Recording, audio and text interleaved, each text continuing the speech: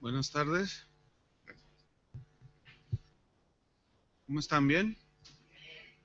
Pues queremos agradecerle a Dios por ustedes, por su asistencia y a todos los servidores también. Muchas gracias por todas sus atenciones. Alguien me preguntaba si extrañábamos México. Les dije no.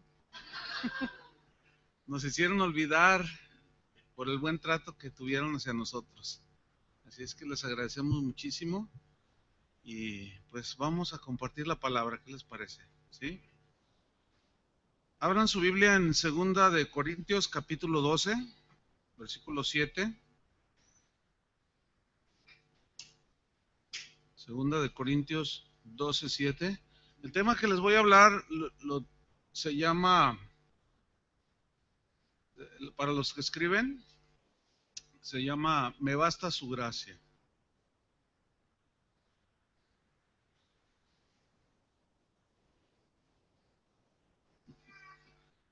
Vamos a leer Segunda de Corintios 12:7. ¿Ya lo tiene?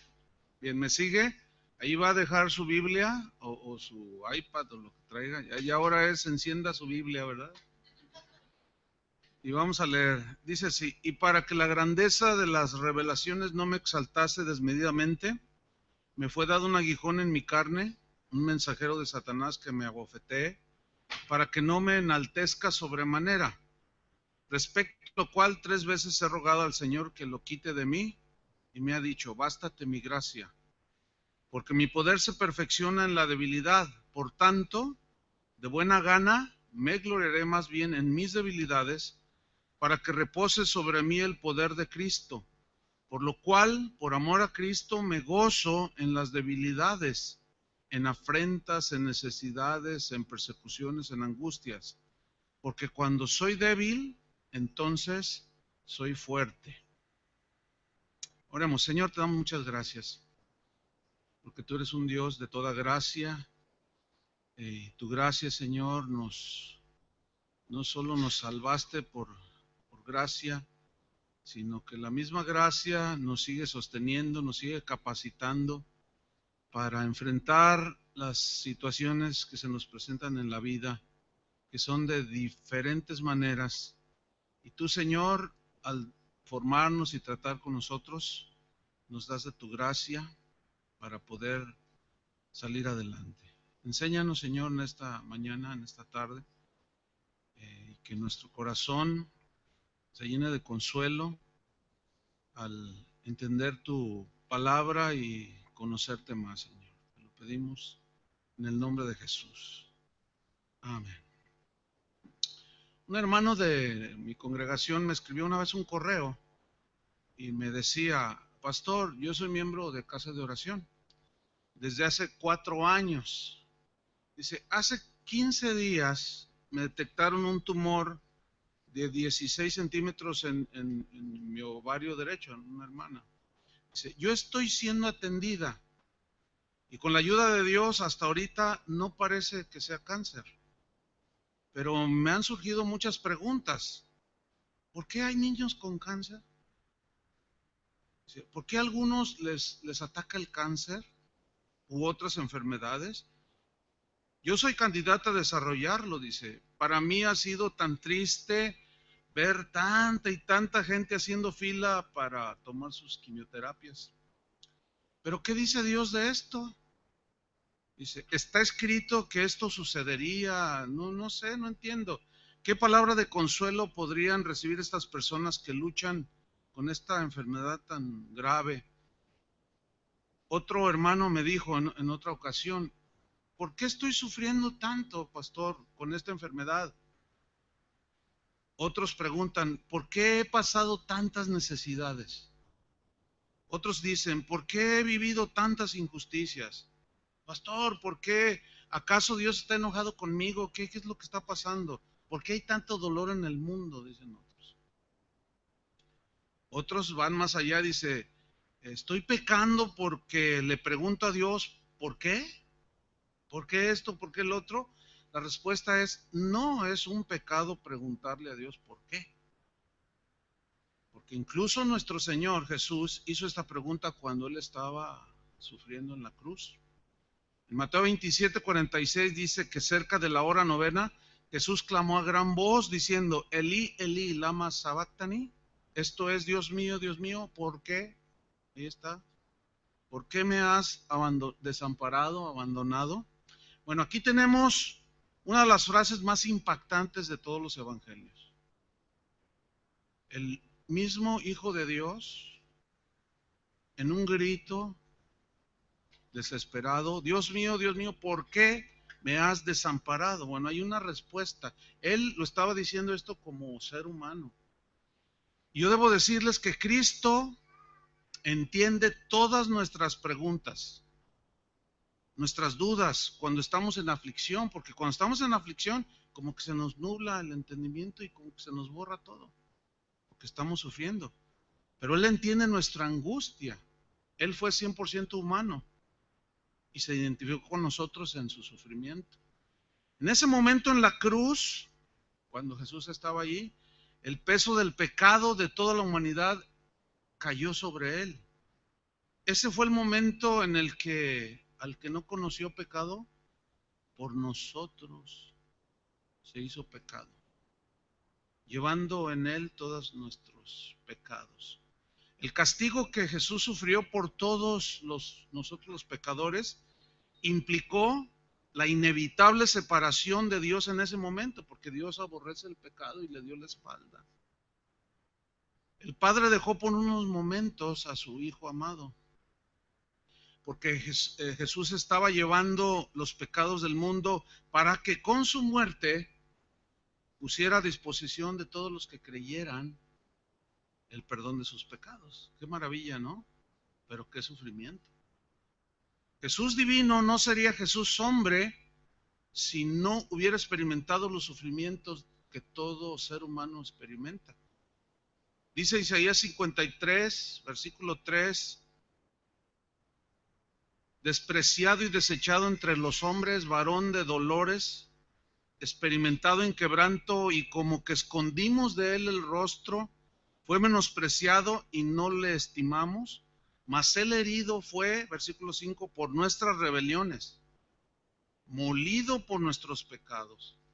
El castigo de nuestra paz fue sobre él, castigo de nuestra paz fue sobre él, y por su llaga, o sea, por su muerte, fuimos nosotros curados. Aquí esa palabra curados tiene netamente un sentido espiritual de pecado, no de sanidades físicas, sino netamente de salvación.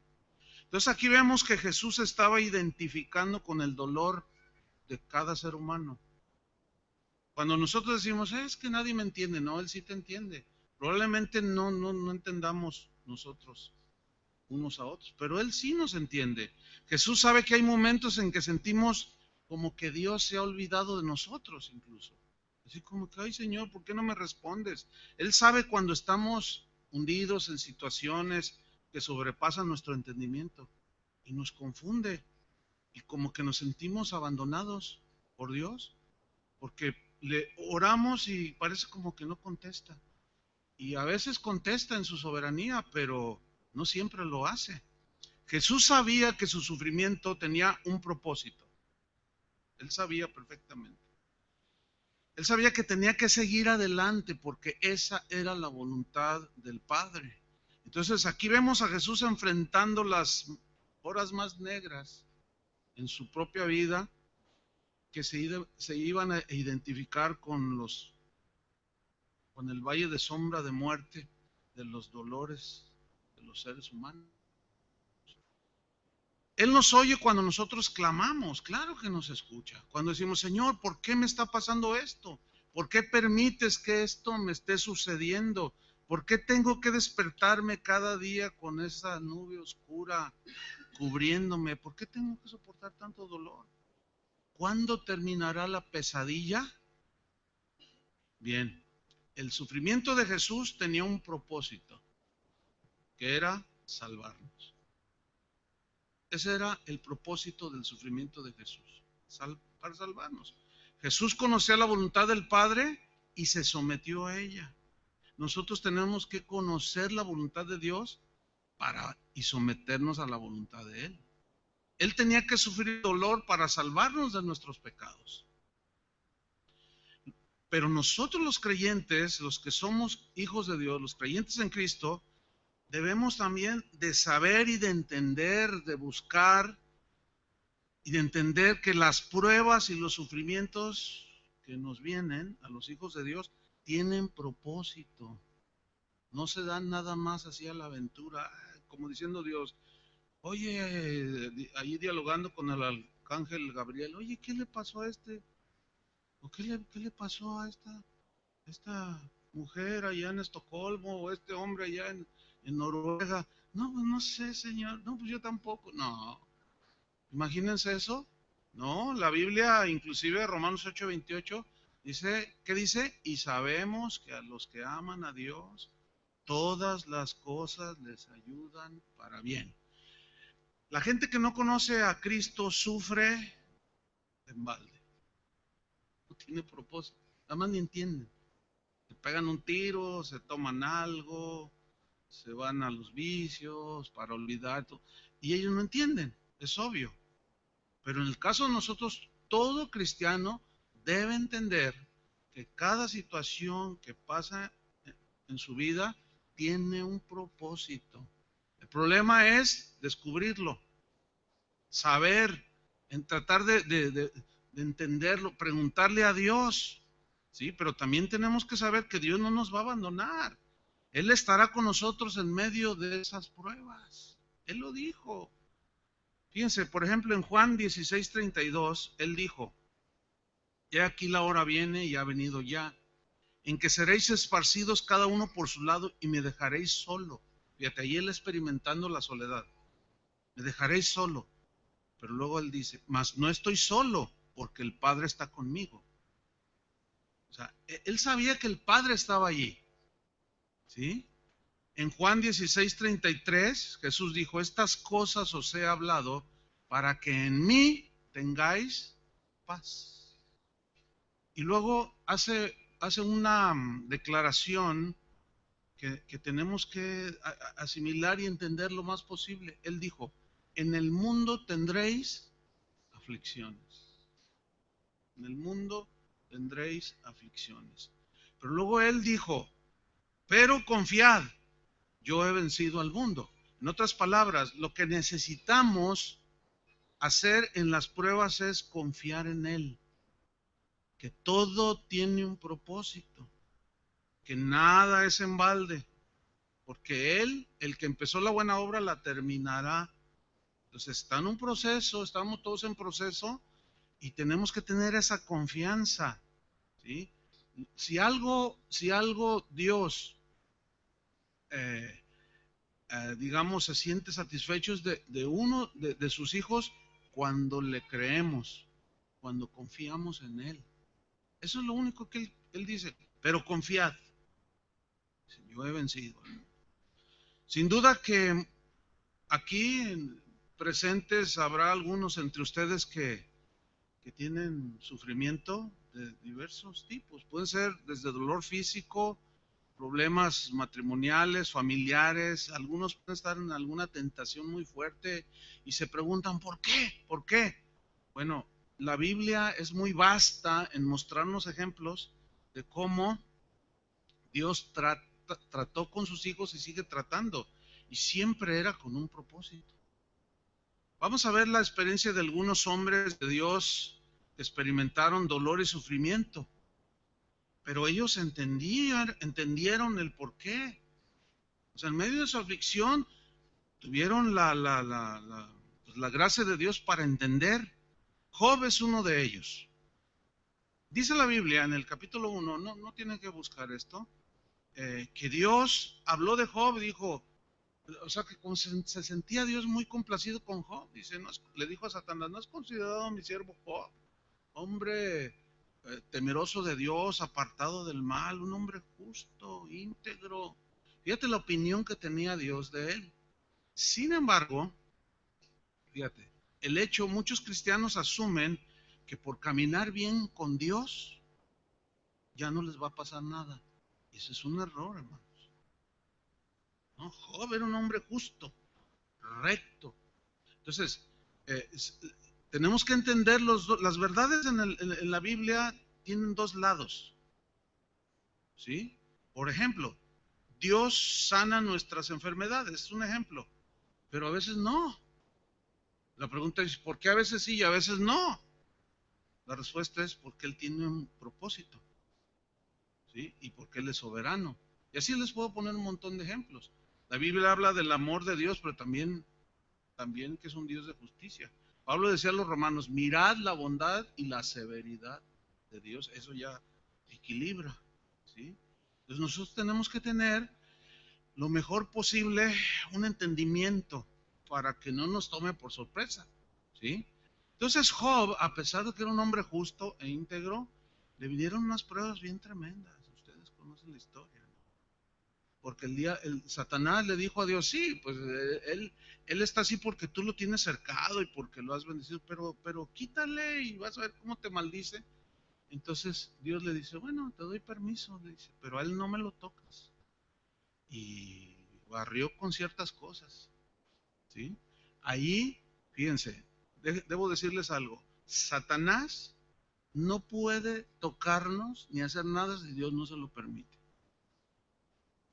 Desgraciadamente con eso de la guerra espiritual han hecho creerle a muchos cristianos que estamos a merced del diablo. Y tal parece como que le dan más poder al diablo y todo el mundo anda espantado del diablo. En lugar de hablarles del poder de Dios y que Satanás mismo no puede hacer nada si Dios no le permite. Jesús le dijo a Pedro, Pedro, Satanás me ha pedido para zarandearte como a trigo. Y ahí pedido significa me pidió permiso para zarandearte como a trigo. Imagínense a Pedro mirándolo. Y pues le di permiso. Le di permiso porque te hace falta una zarandeada. Confías mucho en ti, eres muy autosuficiente, te crees mucho, este, entonces necesitas una zarandeada. No, no, yo hasta la muerte. Y el Señor lo zarandeó, no, y me vas a negar. Y el gallo va a cantarte otra vez. Algunos ya dejaron al gallo todo ronco porque les canta y no entienden. Y ya, ya está fónico el pobre gallo. Y nomás no entienden. Dios habla y les advierte y les dice. Y el pobre gallo, por más que grita, ¿qué quiere? Nomás. Qué cosas. Hay que pedirle a Dios sabiduría, hermano. Y entendimiento. ¿Sí? Y Job, bueno, experimentó cosas bien tremendas, pero dice que cuando le llevaron la noticia de que había perdido a sus hijos y sus posesiones, dice que se postró y adoró. Oh, qué calidad de hombre, ¿no? Se postró y adoró. La pregunta es, ¿qué, qué hubiéramos hecho nosotros? Algunos dicen, no, ya no voy a la iglesia. Y luego más, cuando les enseñan a la gente de que prueba a Dios, tú te voy a dar 5 pasos para que Dios conteste todas tus oraciones. Prueba a Dios y verás, prueba a Dios como si Él fuera una licuadora o una lavadora. Que si te funciona, sigues con él, y si no te da lo que le pides, que ya no te funcionó. Entonces, por eso muchos lo toman tan a ligera y se van. Pero no les enseñan la fe y la confianza en Él, a pesar de ¿cuántos? Todos los cristianos citan Romanos, donde dice, ¿qué nos separará del amor de Cristo? Tribulación, angustia, persecución, hambre, desnudez. Todo el mundo lo cita. Pero cuando viene, no, pues ahí nos vemos, porque no me gusta esto. A mí me dijeron que me iba a ser rico, próspero, victorioso, y no sé cuánta cosa.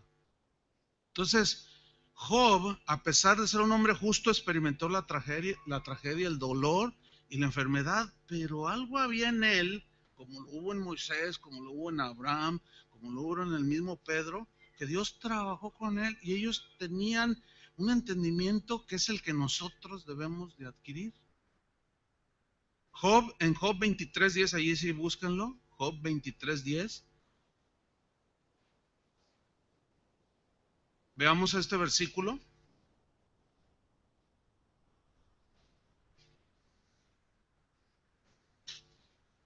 Me dieron un garrafón.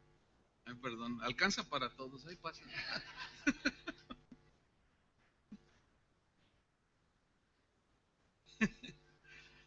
Job 23:10. Yo quiero que noten lo que va a decir aquí Job. Esto no es confesión positiva, ¿eh? Como muchos creen que nada más por decir cosas ya es como si fuera brujería. La Biblia no trata así las cosas. Sino aquí la expresión de Job es de entendimiento y de conocimiento de Dios. Fíjense lo que dice. Mas él conoce mi camino, me probará y saldré como oro. Aquí vemos varias cosas. Cuando en la primera frase donde dice, mas él conoce, en el hebreo este verbo conocer significa vigilar. O sea, en otras palabras, mas Dios vigila, ve, está atento. ¿A qué? A mi camino. Aquí camino, en el hebreo, se traduce también como la senda de mis pies. Alude a cada paso que doy, Él lo vigila. O sea, cada paso que doy, Él lo ve. En otras palabras, está hablando de un cuidado que Dios tiene. Pero algunos asumen que cuidado significa que no nos pase nada. Pero ¿cuántos tienen hijos? ¿Cuántos tienen hijos de ustedes? ¿Los cuidan? Pero se les caen, ¿no? Igual. ¿Sí? O sea, uno no quiere, pero la misma naturaleza pues, se tropieza y... Entonces, estamos en un mundo imperfecto que nos lleva a situaciones así. Lo mismo decía David y él conocía perfectamente lo que el mismo Job estaba diciendo. Dice en el Salmo 139, oh Jehová, versículo 1, tú me has examinado y conocido. Dice, tú has conocido, y miren los detalles que decía David. Salmo 139, 2. Tú has conocido mi sentarme y mi levantarme. Has entendido desde lejos mis pensamientos. Has escudriñado mi andar. Fíjate, es el mismo entendimiento que tenía Job, ¿no? Has escudriñado mi andar, o sea, has vigilado mi andar y mi reposo. Y todos mis caminos te son conocidos, todos. Pues aún no está la palabra en mi lengua, y he aquí, oh Jehová, tú la sabes toda. Esto es impresionante.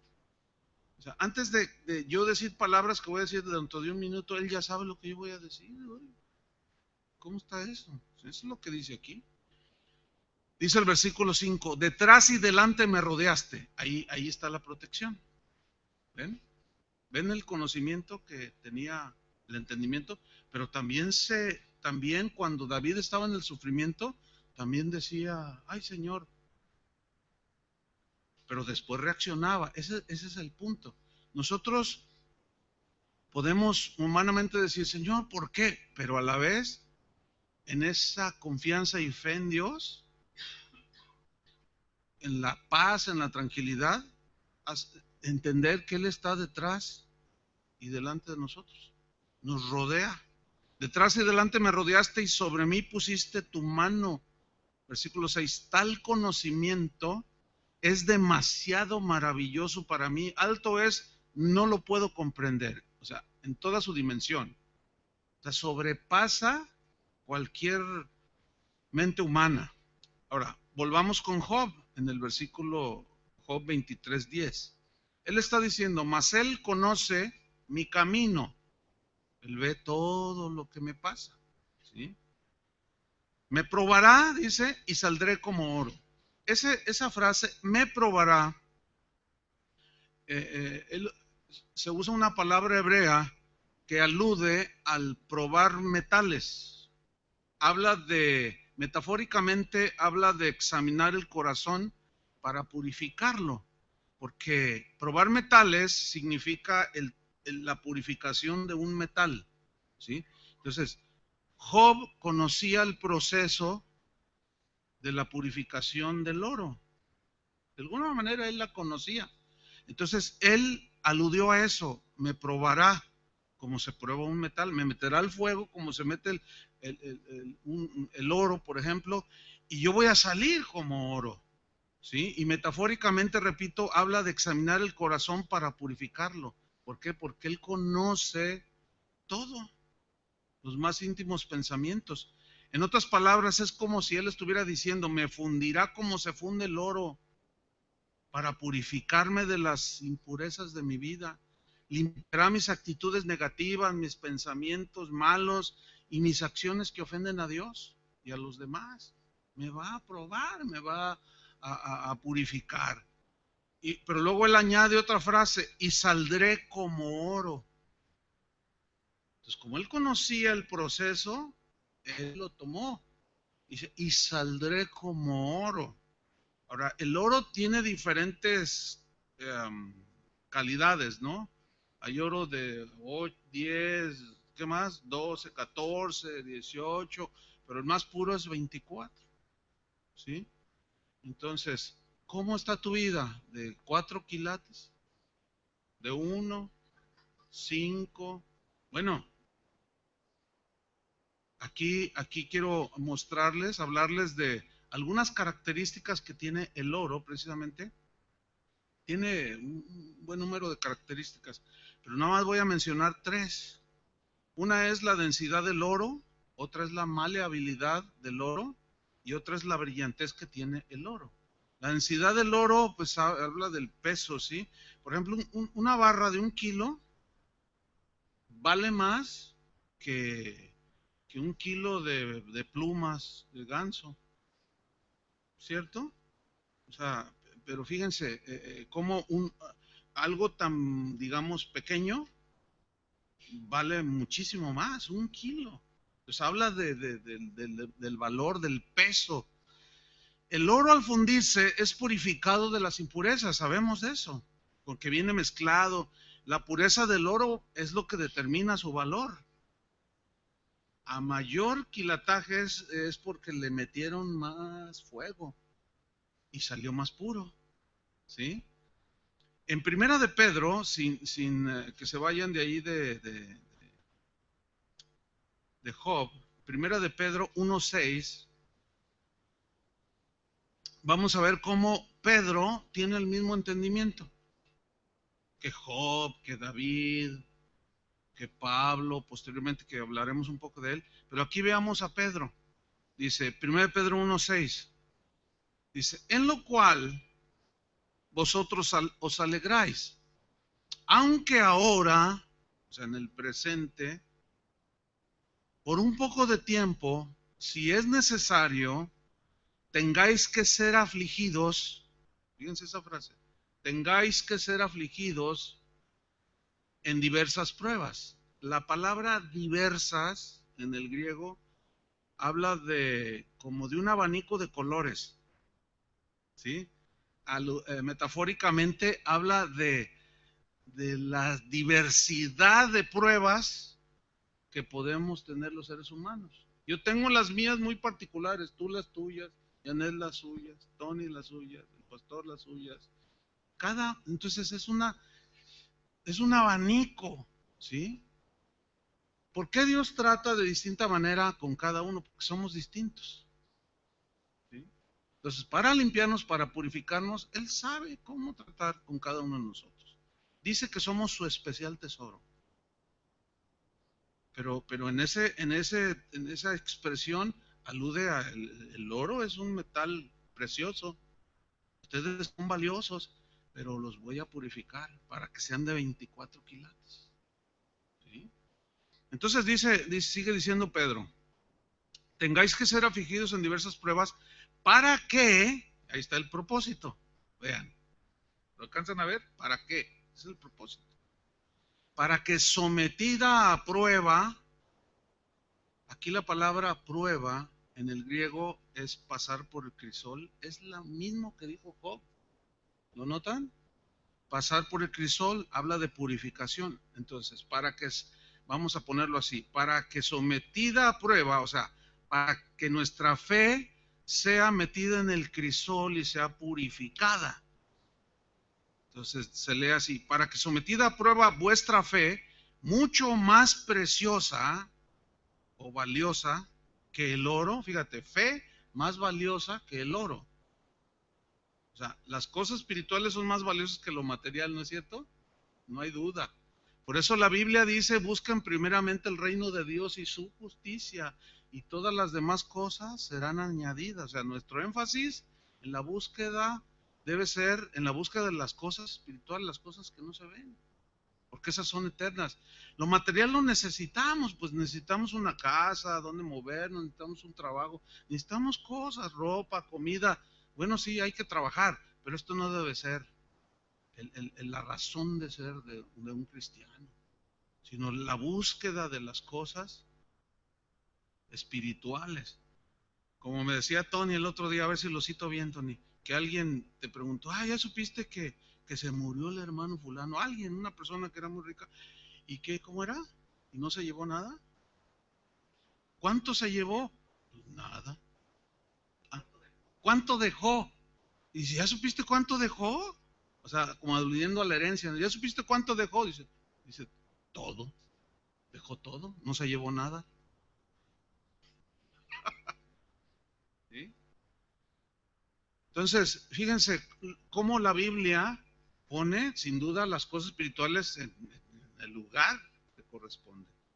Entonces, habla de fe más preciosa, más valiosa que el oro, el cual, estoy leyendo, versículo 7, el cual, o sea, el cual es el oro, aunque perecedero, se prueba el oro o se purifica, ¿cómo? Con fuego.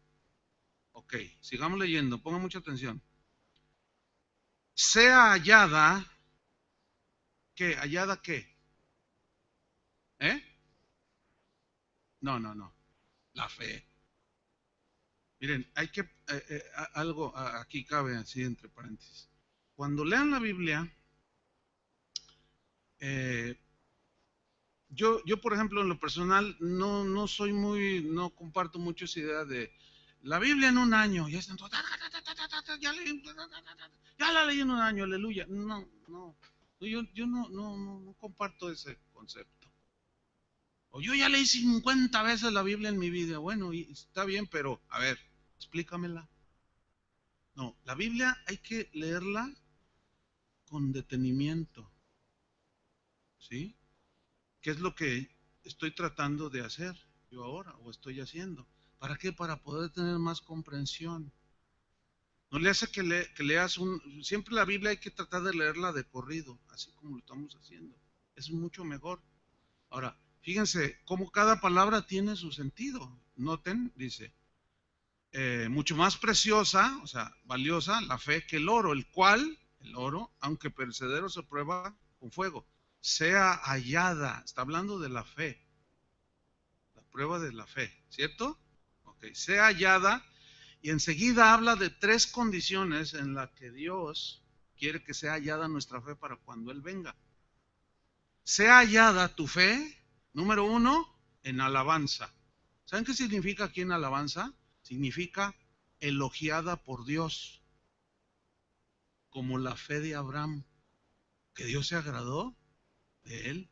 Dijo, no, ya sé que temes a Dios, le dijo cuando iba a degollar a su hijo.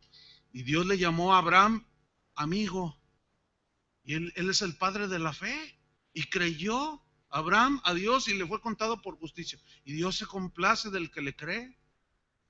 Pero él tenía, fíjense hasta dónde probó la fe de Abraham. Primero tarda Dios, le promete el hijo y tarda 25 años en dárselo. Y luego Dios se ocurre, ahora ofrézame un sacrificio. Como parece como que Dios jugando con los sentimientos, pero no, Dios probando la fe para que creciera. ¿Sí? Entonces, fíjate el propósito de las aflicciones y de las pruebas, porque como somos gente de fe, cuando estamos en una aflicción, lo que es probada es nuestra fe. ¿Sí? Entonces, esta sea hallada, número uno, ¿en qué? En alabanza, o sea, elogiada por Dios. Número dos, en gloria, dice. Y aquí gloria, en el griego, habla de tener buena estima, o sea, buena opinión. Dios tendrá buena opinión. ¿Sí? Y número tres, honra. En el griego significa valor inestimable. O sea, ¿qué valor le puedes dar a una fe pura? O sea, mucho más preciosa que el oro. ¿Sí? ¿Cuándo? ¿Cuándo qué dice aquí? Sea manifestado Jesucristo, o sea, para cuando Jesucristo venga. En otras palabras, desde el día que tú conociste al Señor, naciste de nuevo, desde ese momento empezó tu proceso de santificación y de formación a la imagen de Jesús. Y no se va a terminar hasta el día que te mueras o que venga Él por ti. Y muchas veces vamos a llorar. Y muchas veces vamos a sufrir aflicciones. Y a veces nos vamos a enfermar. Y a veces vamos a tropezar. Un montón de cosas. Pero Dios tiene un propósito: purificar nuestra fe. Que seamos hallados firmes y sólidos. Bueno, eso tiene que ver con la densidad del oro. La segunda cualidad del oro es la maleabilidad. La maleabilidad del oro es la capacidad que tiene este metal de extenderse sin romperse. Eso significa maleabilidad del oro. Y habla metafóricamente, pues, habla en primera instancia de la docilidad que posee el oro para ser trabajado. Se dice que con 30 gramos de oro se puede hacer un hilo de oro de 8 kilómetros de largo sin romperse. Esa es una cualidad que tiene el oro, de ser trabajable. ¿Me entiende? Allá en la Ciudad de México hay una estatua que se conoce como el ángel de la independencia. Y si tú lo ves y dices, ay, pues no, que no hay dinero acá. Es de oro, no es de oro. Está cubierto nada más de oro, pero no es oro macizo. Pero lo hicieron con, no sé, 5 gramos, no tengo el dato exacto, con bien poquito. Pero el oro tiene esa cualidad de ser, de que se trabaja, el artesano lo trabaja y puede cubrir todo de oro. Esto metafóricamente en relación con nosotros habla del trato de Dios con nosotros para hacernos maleables, dóciles, obedientes, para hacer su voluntad sin rompernos. Que cuando Dios te diga algo, tú seas maleable y Él te acomoda, ¿entiendes? Y trata contigo. ¿Ah? Allá en México hay bueno, también por acá debe haber este animalito. ¿Cómo se llama? Vicky, el animalito ese que se hace el muerto. La zarigüeya, bueno, aquí le dicen zarigüeya, pero allá, yo entiendo eso. El tlacuache. Allá le dicen tlacuache. Bueno, es un animalito y yo los he visto. Ahí donde yo vivo, o la zarigüeya, pues es ese animalito. Creo que es el mismo, ¿no? Más con diferente nombre. Así como Patrick y Patricio, pero es el mismo, ¿verdad, Pato? Ah, ya, bueno. Bueno, ahí donde yo vivo hay bosques, sí. Bueno, no como aquí, que más quisiera yo, pero hay arbolitos. Entonces hay esos animalitos y a mí me ha tocado. Esos animalitos son muy especiales, porque cuando se ven en peligro, se hacen los muertos. Son bien tremendos. Y allá, bueno, allá hay cazadores que los persiguen, se los comen, no sé. Bueno, acá no cazan nada, ¿verdad? Ni la gente se casa tampoco.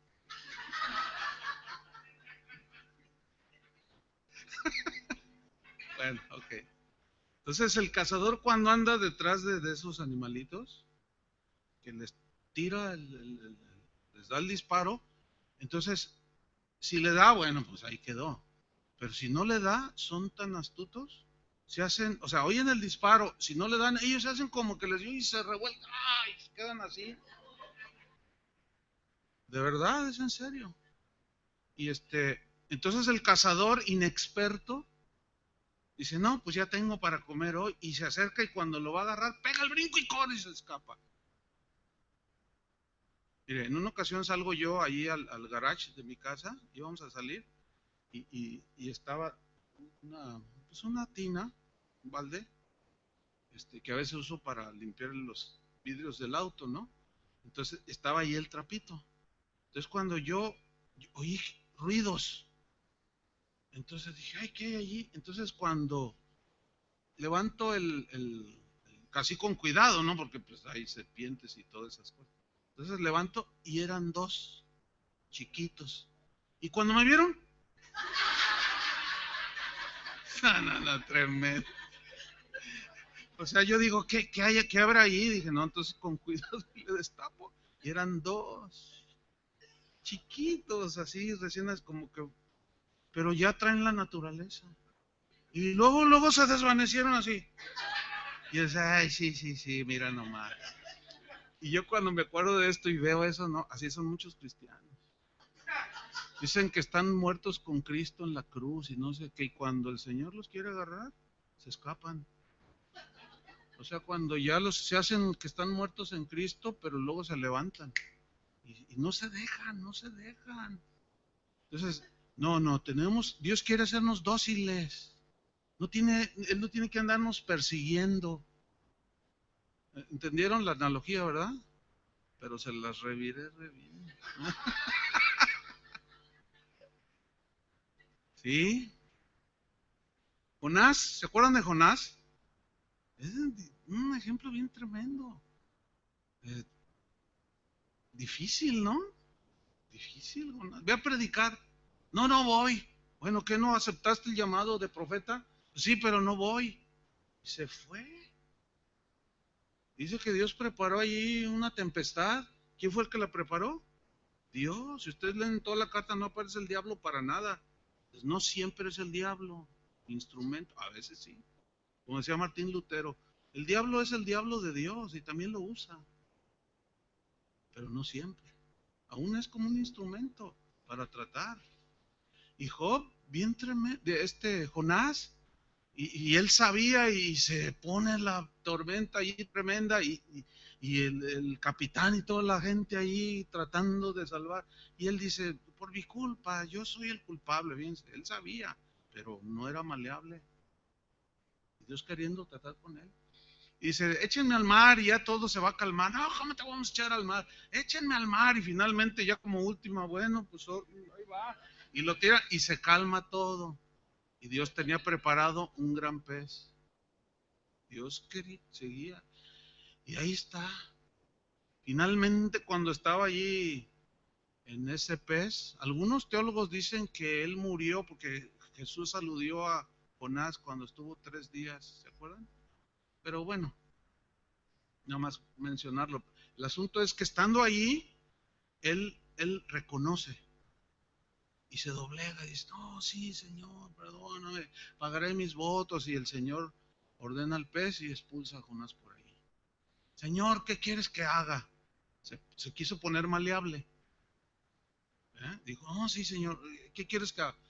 Y Dios le dice, ve y predica a Nínive. O sea, Dios no se va a mover nunca de lo que quiere que tú hagas. Te puede tardar 1 año, 2, 3 años, si tú andas en desobediencia por ahí y cuando rectifiques nada más perdiste 3 años, pero te va a volver a decir lo mismo que te dijo. Ve y predica, y fue y predicó y que se convierte en todos y se enoja. A ver, explíquenme eso. ¿Qué predicador se enoja porque la gente se convierte? Dice, no, yo ya sabía que tú eres bueno y misericordioso. No, hasta los animales estaban incluidos ahí. Fíjate nomás. Y va y se enoja y le reclama a Dios y hace su berrinche. Y va y se sienta por allá y el sol le daba sobre toda su persona. Y dice que Dios preparó una calabacera frondosa y le cubrió. Fíjate, el trato y la misericordia. El trato y la misericordia. David decía, bueno me es haber sido humillado. Sea ahora tu misericordia para consolarme. O sea, en el trato también hay consuelo. Y ahí estaba Jonás. Ay, empieza a descansar. Pero luego dice, y preparó Dios un gusano. Que le diera, se comiera ahí la raíz o qué sé yo. Y se secó la calabacera. Dijo, ay, pobrecita, mira nomás. Y Dios le da una lección. Sí, tú te compadeces de la calabacera. ¿Y cómo no me había yo de compadecer de más de, creo, 120,000, algo así? y él no era muy maleable. Y vean su trato. ¿Mm? Pero Noé era diferente. Abraham, Moisés, Pedro, Pablo, Dios tratando con todos. Y si trató con todos esos, también va a tratar con nosotros. ¿Cuántos dicen amén? Pero acuérdense, es para hacernos más dóciles, más obedientes, más maleables. Y en tercer lugar, la brillantez del oro. Y esto habla de la obra de Dios en los creyentes. Bueno, el oro pues tiene esa cualidad de que no pierde su brillo, siempre está. Y habla de la obra de Dios en nuestros corazones. En Filipenses 2:13, mira lo que dice Pablo a los filipenses. Dice, porque Dios es el que en vosotros produce, fíjate, Dios es el que produce en vosotros, así, el querer como el hacer, por su buena voluntad. Es decir, Dios te pone el querer, pero te va a poner también la manera en que tú lo puedas hacer. Los que no son cristianos no tienen la nueva naturaleza y aunque quieran no pueden. Alguien puede decir, yo quiero nacer de nuevo, pero si no es por medio del sacrificio de Cristo, no, aunque quieran no pueden. Entonces, en el caso de nosotros los cristianos, todo lo que el Señor quiere que hagamos, lo va a poner en el corazón. Nosotros debemos de entenderlo, asimilarlo, pero Él nos va a dar el cómo hacerlo. Esto es lo que dice aquí. Ahora fíjate lo que continúa diciendo en el versículo 14. Haced todo sin murmuraciones y contiendas, para que seáis irreprensibles y sencillos, hijos de Dios sin mancha, en medio de una generación maligna y perversa, en medio de la cual resplandecéis como luminares en el mundo. Fíjate, porque brillas, iluminas. Ahora, les voy a leer el versículo 15 en la versión Palabra de Dios para Todos. Y se lee así. Así serán hijos de Dios, limpios y sin falta, viviendo entre gente perversa y mala. De esa forma brillarán entre ellos como luces en un mundo de oscuridad. Eso es lo que debe distinguir. ¿Se acuerdan que Jesús dijo, ustedes son la luz del mundo? Pues tenemos que distinguirnos por nuestra manera de vivir. ¿Y cómo? Si no tenemos brillo. ¿Entiende? Bueno, ahora vamos con el ejemplo del apóstol Pablo, que es el versículo, los textos que leímos al principio. Aquí Pablo nos dice que su vida, nos habla un poco de su vida y de cómo podemos extraer lecciones que nos van a ayudar a comprender mejor. Vamos a 2 Corintios 12:1, rápidamente.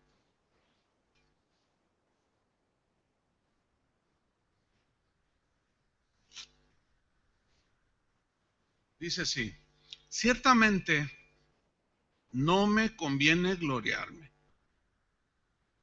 Dice, pero vendré a las visiones y a las revelaciones del Señor. Y empieza a hablar de él, como en segunda persona, ¿verdad? Dice, conozco a un hombre en Cristo que hace 14 años y en el cuerpo no lo sé, si fuera del cuerpo no lo sé. Dios lo sabe. O sea, Pablo no le daba importancia a lo intrascendente, ¿no? Dice, fue arrebatado hasta el tercer cielo. Y conozco al tal hombre. Si en el cuerpo o fuera del cuerpo, no lo sé. Dios lo sabe. Eso no es importante. Dice, que fue arrebatado al paraíso, donde oyó palabras inefables que no le es dado al hombre expresar. Versículo 5, de tal hombre me gloriaré, pero de mí mismo en nada me gloriaré, sino en mis debilidades. Versículo 6, sin embargo, si quisiera gloriarme, no sería insensato, porque diría la verdad. O sea, yo tuve esa experiencia, pero ustedes se fijan, él estaba en su experiencia para enseñar una verdad profunda. No andaba viajando dando su testimonio.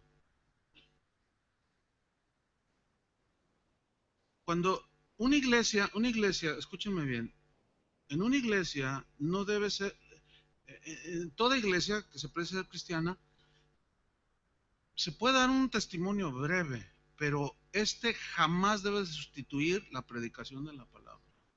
Jamás. Cuando en una iglesia se toma todo el tiempo dando a alguien su testimonio, eso es subjetivo, porque es una experiencia personal. Que, y todavía peor, cuando el que tiene esa experiencia personal empieza a decir que ustedes también la deben de tener. Eso es desastroso.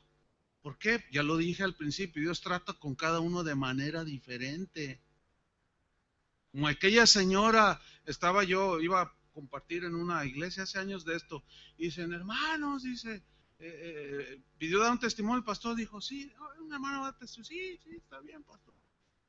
Es el pastor.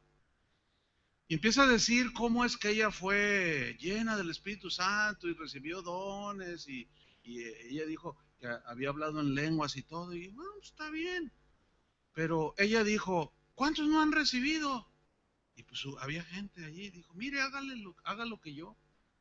El sábado pasado estaba yo cocinándole en la mañana, eran las 8, que sean las 8 de la mañana.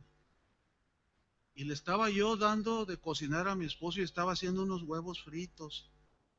Y oraba dentro de mí. Y en eso vino el Espíritu Santo y me llenó y hablé en un idioma celestial. Entonces, hermanas, hermanos, que sea a las 8 y que sean huevos fritos. Y no, todo queremos hacer un método, una forma, como si Dios no fuera lo suficientemente inteligente, no tuviera una multicolor forma de tratar con cada uno de nosotros. Entonces, tu experiencia, pues la puedes contar, pero es subjetiva. Lo objetivo es la palabra de Dios. Entonces, por eso Pablo dice, bueno, sí es válido que yo lo haga, pero él va a enseñar una verdad bien tremenda. Sigo leyendo, volvamos ahí. Estoy en el versículo 5, de tal hombre me gloriaré, pero de mí mismo en nada me gloriaré, sino en mis debilidades. Sin embargo, si quisiera gloriarme no sería insensato, porque diría la verdad, pero lo dejo para que nadie piense de mí más de lo que en mí ve u oye de mí. Y fíjate nomás, aquí está diciendo, yo no soy el importante. Y luego dice el versículo 7, y para que la grandeza de las revelaciones, porque él tuvo muchas revelaciones de Dios, y en este caso, que fue arrebatado al paraíso, dice, para que esa grandeza de las revelaciones no me exaltase desmedidamente, o sea, que no se me subiera el orgullo, yo tuve grandes revelaciones. Eso es muy común en los hijos de Dios, que por ser usados o tener conocimiento, entendimiento, se ensoberbecen. ¿Sí? Y se creen mucho.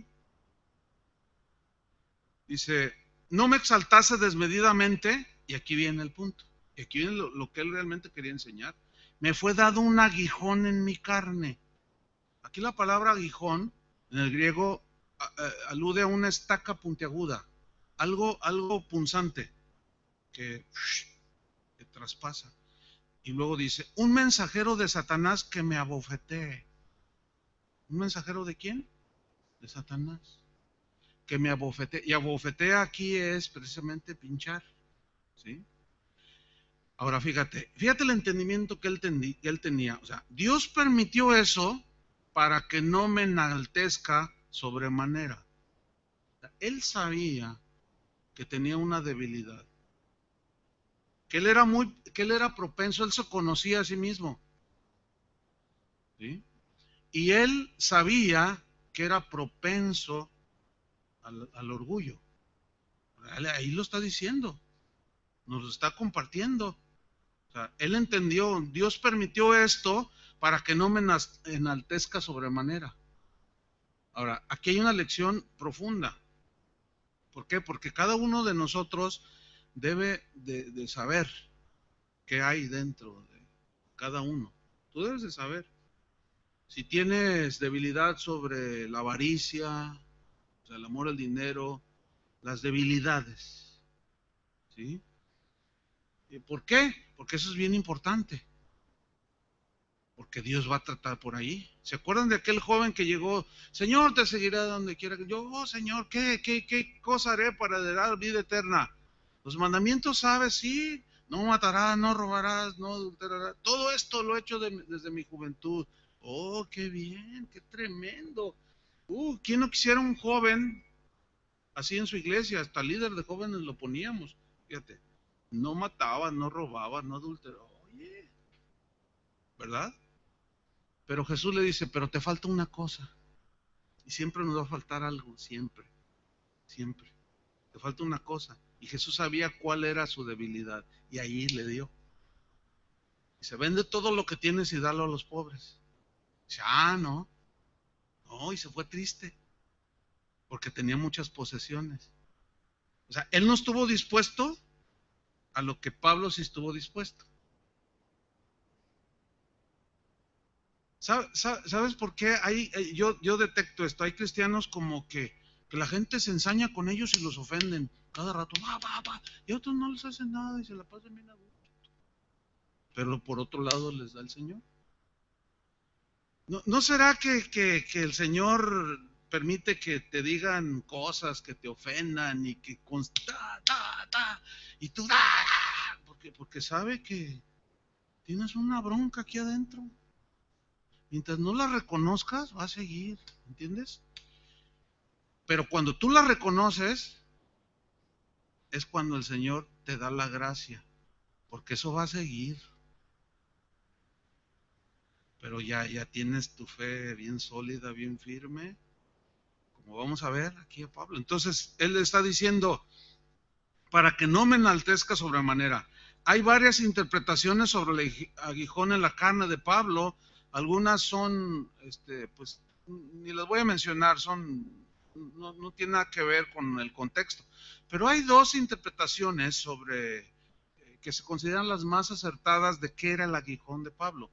Algunos, gente pues reconocida, asegura que se refiere a las persecuciones, a hambre, peligros, desvelos, estrechez, etcétera. Y tiene sentido, ¿sí? Pero otros también, pues reconocidos eruditos en las escrituras, dicen que se trataba de una enfermedad física, o sea, que era una enfermedad física. Yo en lo personal, es lo que en el estudio que yo he hecho, es lo que encuentro más acercado al significado de aguijón en mi carne. De las interpretaciones que más antiguas al respecto es de que Pablo sufría dolores de cabeza muy severos. Esto es lo que decían los escritos de, por ejemplo, dos de los llamados padres de la iglesia como Tertuliano y Jerónimo. ¿Se acuerdan que Pablo tenía problemas con la vista? A los Gálatas les dijo, pues vosotros sabéis que a causa de una enfermedad del cuerpo os anuncié el evangelio al principio. Y luego en 4:15 les dice, ¿dónde pues está esa satisfacción que experimentabais? Porque os doy testimonio de que si hubieseis podido, os hubierais sacado vuestros propios ojos para dármelos.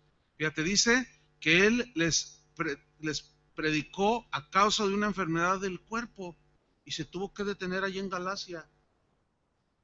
Pero él no paró con su enseñanza y les predicó. Y cuando les dice esto, bueno, tiene sentido, pues. Ahora bien, lo más importante aquí no es lo que nosotros podamos creer al respecto, sino el hecho de que Pablo sufría. Ese es el punto, ¿eh? Sufría en su cuerpo. Él tenía dolor y rogó al Señor. Versículo 8. Velo allí. Respecto a lo cual, se refiere al aguijón ese que le causaba dolor, respecto a lo cual, 3 veces he rogado al Señor. ¿Cuántas veces? 3. Ok. Que lo quite de mí. La primera. Señor, ¿tú crees que él tenía fe para ser sano? Él había orado, por mucha gente se había sanado. ¿Sí? Pero oró, una vez rogó.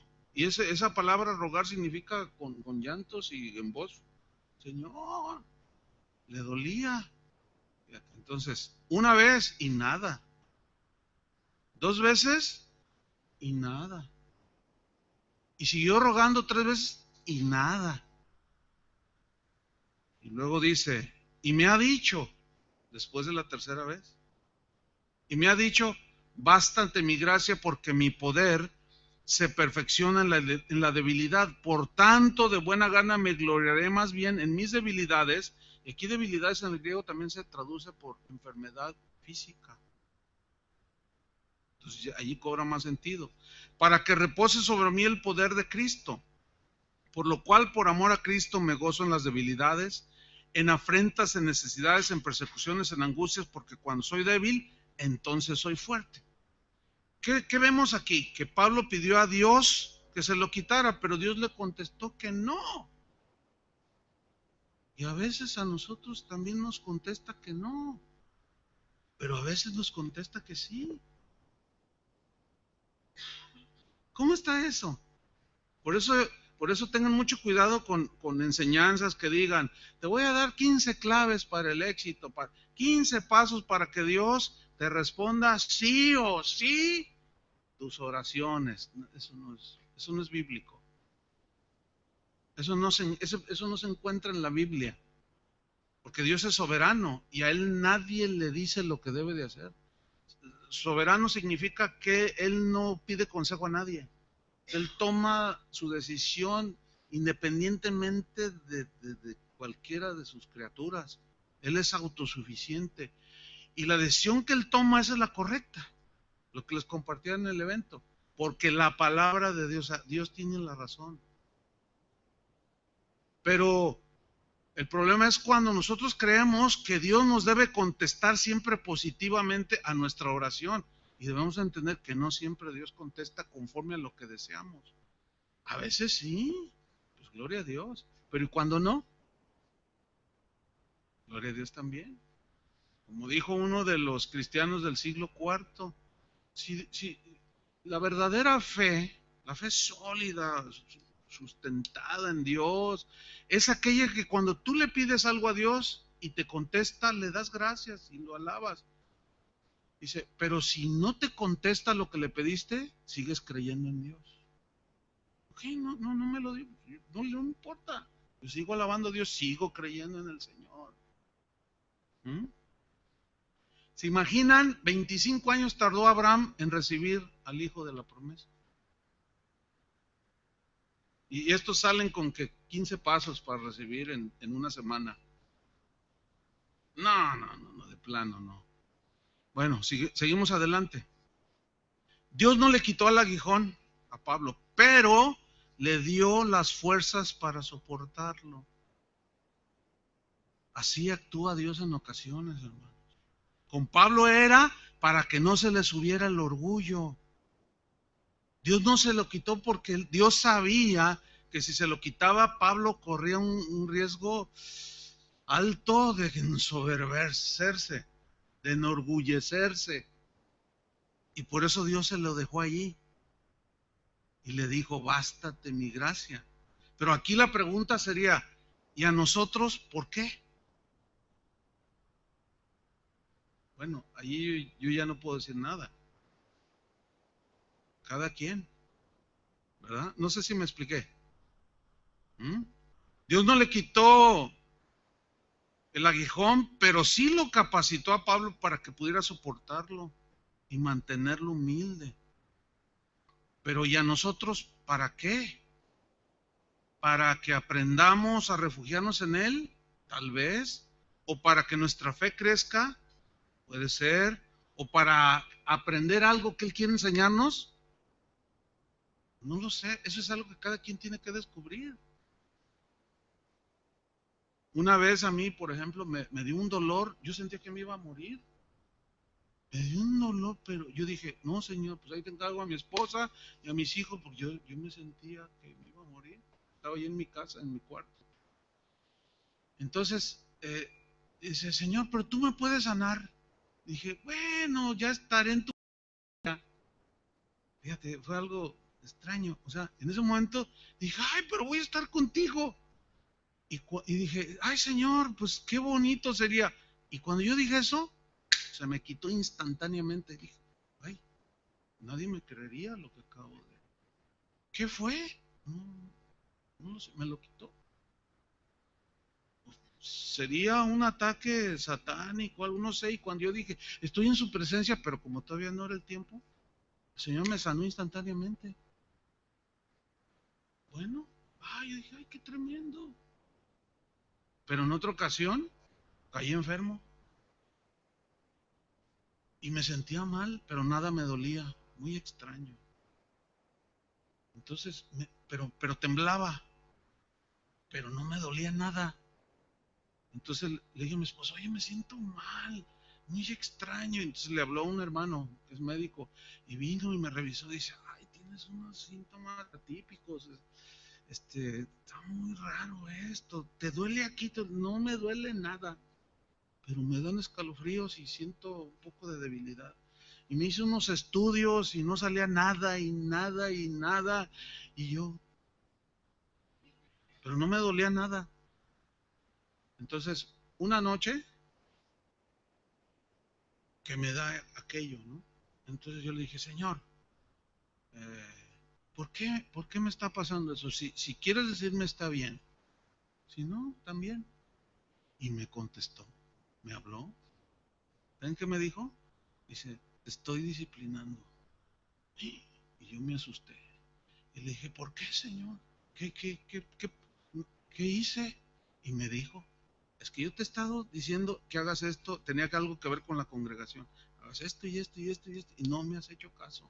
Y te tuve que tumbar para que estés tranquilo y decirte. Y yo, no, sí, Señor, no está bien.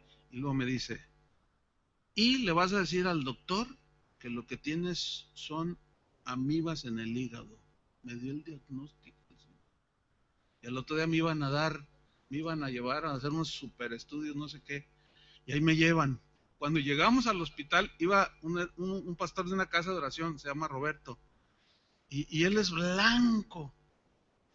Entonces yo iba caminando, ¿sí? Entonces cuando entramos al hospital, este, ah, y sacan una silla de ruedas y se la ponen a él. Y lo dicen, no, yo no soy, es él. Ay, es que lo vimos tan descolorido. Y yo me veía normal. Dice, ¿usted es el? Sí, bueno, ya, no, pero puedo entrar, no, siéntese. No, bueno, ya me llevaron. Entonces ya me empezaron a auscultar y el radiólogo ahí, que era el mejor de no sé cuántos países y que no sé qué. Entonces le dije al hermano doctor, acércate, doc. Yo estaba así, dije, yo sé lo que tengo. Y nomás le hizo así. Pues como científico, ahora dijo, ay, pues ¿cómo vas a hacer? Y le hizo así su corbatita, ahora trae su traje blanco y le hizo, ¿cómo, pastor? Digo, yo sé lo que tengo. El Señor me dijo, tengo amibas en el hígado. Y me hizo así. Le dije, no, de verdad. Oiga, y le dice al doctor, al radiólogo, por favor, quiere pasar otra vez acá, pero por el hígado. No, doctor, el otro medio se ofendió. Dijo, doctor, pues, ya lo hice, vuélvalo a hacer, por favor, doctor. Y como diciendo, me está ofendiendo, por favor. Y lo vuelve a hacer. Y yo estoy viendo también la pantalla, yo no sé interpretar eso, y de pronto, párate ahí. Y dice, no puede ser, no puede ser. Ahí estaba. Dios me dijo. Ahora, a mí me lo dijo el por qué yo estaba así. ¿Y para qué? Lo mismo es contigo. A veces es para probar tu fe. Señor, ¿por qué estás permitiendo esta escasez para probar tu fe? A ver si confías en mí. ¿O que no soy suficiente? No, pues sí, sí, bueno, espérate, tranquilo. Porque luego, ay, sí tengo fe. Oye, préstame, Raúl, una feria, préstame una plata acá. No, pues ya no dejaste obrar la fe. Te detuviste, no confiaste. Entonces todo tiene un porqué y Pablo sabía el porqué y el para qué. El porqué era para que la grandeza de las revelaciones no me exaltasen desmedidamente, me fue dado un aguijón en mi carne. Y el para qué me ha dicho, bástate mi gracia, porque mi poder, ahí está el para qué, porque mi poder se perfecciona en la debilidad, por tanto, de buena gana me gloriaré, dijo Pablo, más bien en mis debilidades. ¿El para qué? Para que repose sobre mí el poder de Cristo. En otras palabras, para que no confíe en mis habilidades, en mi sabiduría, en mis recursos humanos, sino en el poder de la gracia de Dios, que me capacita y te capacita para soportar el sufrimiento, las pruebas.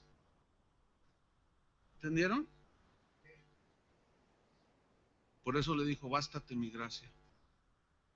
Es tremendo. Y bástate mi gracia, la palabra bástate en el griego significa está contento y satisfecho. Te basta. Eso significa. Conclusión. Hay una historia de un hombre que quiso entrar a un lugar donde había un artesano, uno que trabajaba los metales. Quiso ver el proceso y pidió permiso y le dieron permiso de entrar y ver todo. Y él preguntaba, oye, ¿cómo purifican el oro, la plata? No, pues usted, mire, usted va a ver y le vamos a mostrar. Amablemente lo trataron. Y aquel hombre estaba viendo todo el proceso. Entonces miraba que había varios artesanos y había uno que él vio cómo tenía el crisol, el metal fundido, así líquido. Y vio también el proceso de cómo hacía para que endureciera y meterlo en la barra y hacer barras. Entonces, esta historia es de la antigüedad, de, no sé, 80 años tal vez. Entonces, el hombre metía así y luego ya formaba la barra y se esperaba un rato y luego hacía como esto, así. Entonces el hombre decía, ¿y por qué hace eso? ¿Cuándo es cómo sabe el trabajador que ya está listo y puro el metal? Y le responde el que lo estaba dirigiendo. Dice, cuando el rostro del artesano se refleja en el metal. Ahora eso ahí hay una lección. Cuando el Señor te saca del crisol, cuando Él se refleja en ti. ¿Entiendes? Cuando Él ve su imagen en ti, entonces ya deja esa área, porque luego sigue la otra.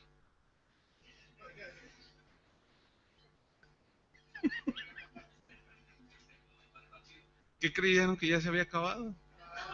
¿No? Sigue el proceso. Uy, qué ánimo nos dio, ¿no? Pues sí, cómo no, claro que sí, porque ya van a entender un poco más. ¿A poco no? Oremos, hermanos. Vamos a orar, darle gracias a Dios. Señor, te damos muchas gracias por tu palabra, que aunque a veces nos cuesta trabajo así en nuestra humanidad, pero como son cosas de fe y somos tus hijos, podemos aún gozarnos y recibir con gozo la palabra enseñada por tu Espíritu, Señor. Padre, tú conoces la situación de cada uno de mis hermanos, conoces porque tú eres el artesano, tú eres el que está trabajando y purificando el oro, que somos nosotros, Señor. Y conoces el trato, conoces los aspectos de cada uno de nosotros. Y tú eres Dios, Señor, y conoces todo acerca de nosotros. Y también sabes por qué y para qué estás obrando y trabajando en nuestras vidas. Y nosotros tenemos que tratar de entender como lo entendió Pedro, Pablo, y ser maleables como fue Noé, Moisés, Abraham, para poder tener una fe que es mucho más valiosa que el oro. Gracias, Señor, por las pruebas que cada uno estemos pasando. Tú nos das tu gracia, Señor, que nos basta. Tu gracia nos capacita para soportar cualquier situación que estemos pasando y viviendo, Señor. Gracias porque tu Espíritu Santo nos da entendimiento y a la vez nos da consuelo en nuestros corazones de saber que detrás y delante nos rodeas, que tu mano está sobre nosotros y que nos sigues formando a tu imagen. Y nos basta tu gracia, Señor. Gracias cuando oramos, te pedimos y tú en tu soberanía obras milagrosamente, Pero gracias también cuando te tardas en responder. Y gracias también, Señor, cuando no nos respondes conforme a lo que te pedimos. Pero seguimos creyendo. Seguimos confiando en ti, Señor. Sabemos que tú eres un Dios soberano y eres bueno, Señor, y consolador también. Y es cuando en esa no confiar en nosotros mismos es cuando tú obras en nuestras vidas. Porque a pesar de las pruebas, es cuando tú obras, Señor, si nosotros confiamos en ti. Y reposa sobre nosotros tu poder, Señor. Y así como Pablo, que quedó en Galacia por una enfermedad de los ojos, pero él tuvo la fuerza para seguir predicando, porque tu gracia le bastó, Señor. Que nos basta tu gracia también a nosotros, Padre. Pónganse de pie, hermanos, todos. Ahora dile tú al Señor, cierra tus ojos y dile, Señor, muéstrame a mí en lo particular. Tal vez te va a responder ahorita, o ya te respondió en la enseñanza, no lo sé, pero puede que cuando estés en tu casa, no lo sé. Pero puedes preguntarle, Señor, ¿por qué? ¿Para qué? Dame entendimiento, ¿verdad? Y si todavía no tengo esa capacidad de entenderlo, que me baste tu gracia. Amén. Que me baste tu gracia. Pregúntale al Señor. Dile, Señor, hazme maleable, sigue tratando conmigo. Dame tu gracia, Señor. Que me capacite. Sí, Padre. Que cada uno de nosotros reciba respuesta positiva o afirmativa o negativa de parte tuya. Eso es intrascendente. Lo importante es que nosotros seamos maleables, dóciles y entendidos para que tu gracia nos baste, Señor. Nos sanes o no nos sanes, nos suplas o no nos suplas, nos des fuerza o nos mantengas en debilidad. Nos basta tu gracia, Señor. Gracias, Padre. Gracias porque tú al que amas disciplinas y somos tus hijos, Señor. Tú conoces nuestro sentar, nuestro levantar, aún nuestros más íntimos pensamientos, tú los conoces. Y sabes la soledad en la que a veces algunos se quedan allí, y conoces la aflicción, el dolor, la angustia, la inseguridad que a veces, aún siendo tus hijos, podemos experimentar, pero que Jesús, tu Hijo, experimentó y sintió para identificarse con nosotros. Por eso es que cuando te pedimos, Señor, a veces en tu soberanía tú respondes, pero en tus planes a veces no lo haces conforme a lo que pedimos, sino conforme a tus propósitos, Señor. Gracias te damos, Señor, en el nombre de Cristo Jesús. Pon tu mano en el hombro de tu vecino y ahora ora por él y dile, Señor, dale tu sabiduría también, dale tu entendimiento, que orar unos por otros es bueno también.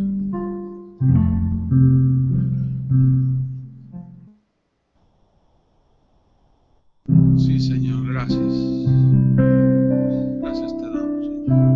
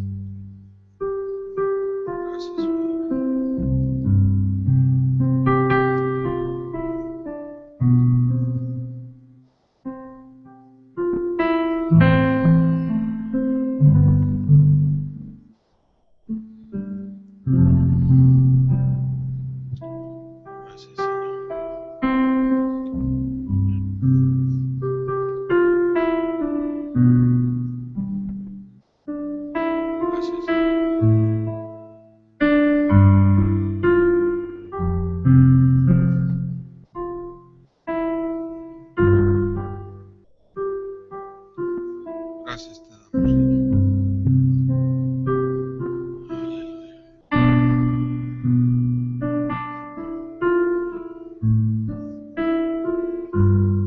Gracias, Señor.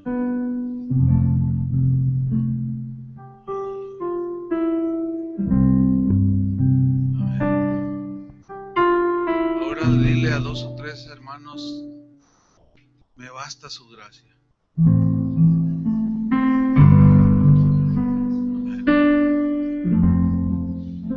Aleluya.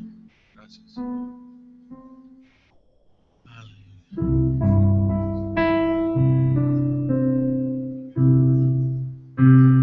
Tomen su lugar un momento.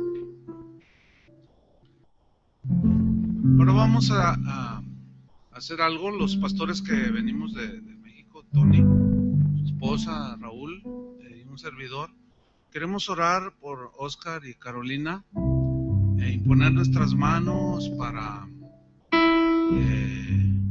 pues ya oficialmente, aunque esto lo da el Señor, sabemos, pero también es algo bíblico cuando los pastores oramos por alguien para establecerlo como pastor oficial, ¿verdad? En este caso de casa de oración, aquí en Estocolmo, y eso queremos hacer ahora, orar por ellos y ustedes también entiendan que al hacer esto ellos son respaldados por Casa de Oración en Guadalajara, pero el respaldo es el del Señor, ¿verdad? Es evidente la gracia que Dios les ha dado, el llamado. Entonces queremos orar por ellos. Yo les voy a pedir que vengan aquí al frente, ¿sí? Y a los pastores que estén así alrededor, los demás sentados, vengan ustedes hacia el frente, así hacia la congregación, ¿sí? Quiero leerles un par de escrituras. En 2 Timoteo, capítulo 2, versículo 1, dice: tú pues, hijo mío, esfuérzate en la gracia que es en Cristo Jesús. Lo que has oído de mí ante muchos testigos, esto encarga a hombres fieles que sean idóneos para enseñar también a otros. Y eso es lo que nosotros estamos haciendo ahora. Ellos son idóneos para enseñar a otros, ¿sí? Pero ellos también a su vez van a trabajar con los que son miembros aquí en Casa de Oración para formarlos, y a los que reciban el llamado de Dios, ellos también van a hacer lo mismo. Les van a encargar a hombres fieles que sean idóneos para enseñar también a otros. ¿Enseñar qué? Las verdades del Evangelio, ¿sí? Y luego le sigue diciendo: procura con diligencia presentarte a Dios aprobado, como obrero que no tiene de qué avergonzarse, que usa bien la palabra de verdad. Y esto es algo que Oscar y Carolina necesitan constantemente, como obreros fieles, con diligencia presentarse a Dios aprobados, que usan bien la palabra de verdad. Significa trazar bien en su sentido estricto lo que dice la Biblia, ¿sí? Entonces, esta es la exhortación que nosotros como pastores y la Biblia, al citarla, les damos a ustedes, ¿sí? Les instruimos para que usen bien la palabra de verdad. 2 Timoteo 4:1 dice: te encarezco delante de Dios, o sea, te pongo enfrente por testigo a Dios y el Señor Jesucristo, que juzgará a los vivos y a los muertos en su manifestación y en su reino. Que prediques la palabra, que instes a tiempo y fuera de tiempo, redarguye, reprende, exhorta con toda paciencia y doctrina. Predicar la palabra es exponer el mensaje del Evangelio. A tiempo y fuera de tiempo significa que en toda ocasión ellos deben de hacerlo. No van a predicar sus visiones y sus revelaciones y pensamientos que andan por allí. No. Predicar la palabra de Dios. Redarguir significa llevar a los creyentes, a los oyentes, a confrontarlos con la Biblia. Eso significa redarguir, exponerles las verdades, ¿sí? Y ya ustedes tienen que darle la respuesta al Señor, pero esto es algo bíblico. Cuando Pablo le dice a Timoteo, redarguye, significa confróntalos con la verdad del Evangelio. Significa en el griego corregir lo que se tuerce. Y las ovejas por naturaleza quieren salirse del redil y siempre traen cosas, hacen cosas las ovejas. Entonces para eso Dios los establece a ellos, para que le aclaren a la gente, mira, esa actitud no es correcta. No, pero que no, mira, la Biblia dice esto. Entonces ellos tienen la autoridad para redarguir, como dice aquí, pero también para reprender. Y reprender es llamar la atención en conductas que no van con Dios. Entonces cuando ellos lo hagan, no sean de esos cristianos de 2 quilates que se ofenden y se van, ya me voy porque aquí no me gusta, porque no sean tan de poco valor. O sea, acepten la reprensión. ¿Sí? Reprende, dice, exhorta, ahí habla, esta palabra significa también darles palabras de consuelo, instrúyelos, ¿verdad? Con toda paciencia, dice. Y a las ovejas hay que tenerles paciencia, Oscar y Carolina, porque eso dice la Biblia, ¿verdad? Pero dice con toda paciencia y doctrina. Doctrina significa la enseñanza de la Biblia. O sea, toda amonestación tiene que ser basada en la palabra de Dios. Ustedes tienen que ser humildes y maleables para cuando esto venga. Si ven que dice la Biblia, simplemente recíbanlo. Y no digan, pero que no sabe quién soy yo y cosas de esas. No, aquí todos, así como en Suecia, todos son iguales, ¿verdad? También para el Señor todos somos iguales. Y en el caso de un pastor con las ovejas, los pastores son como los papás con los hijos, tienen la autoridad, ¿sí? Y luego dice, la razón de hacer todo esto es porque vendrá tiempo cuando no les gustará escuchar la sana doctrina, sino que teniendo comezón de oír se amontonarán maestros conforme a sus propias concupiscencias y apartarán de la verdad del oído y se volverán a las fábulas. Entonces, por eso la amonestación pastoral es muy importante. Y finalmente le dice, pero tú sé sobrio en todo, soporta las aflicciones, haz obra de evangelista, o sea, predicar el evangelio, cumple tu ministerio. Entonces, Oscar y Carolina, cumplan su ministerio. Dios les va a dar la gracia que los va a capacitar para hacerlo. En medio de un país difícil, por todo el pensamiento del mundo que hay, que se ha metido a la iglesia, y ustedes procuren mantener el mensaje de la Biblia lo más puro posible, ¿verdad? Aunque esto les conlleve ataques, y les conlleve desprecios y burlas, no importa. Ustedes cumplan su ministerio y esfuércense en la gracia que es en Cristo Jesús. ¿Qué significa esfuérzate en la gracia? Significa no confíes en ti. O sea, esfuérzate por no hacer las cosas a tu manera o a la manera de los hombres, sino esfuérzate en la gracia. Significa haz las cosas como Dios dijo que se hiciera.